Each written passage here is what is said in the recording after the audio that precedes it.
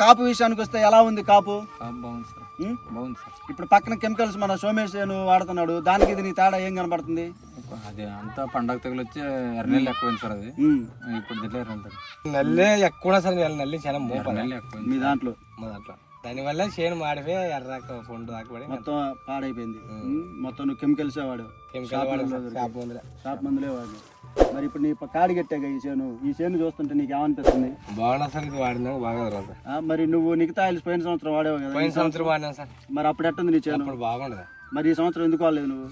వాళ్ళే సార్. ఇవి వాళ్ళ ముందు అంగటి వాళ్ళు వద్దని దానికి వాళ్ళే అంగటి వాళ్ళు నష్టపోతారా, నువ్వు నష్టపోతావా?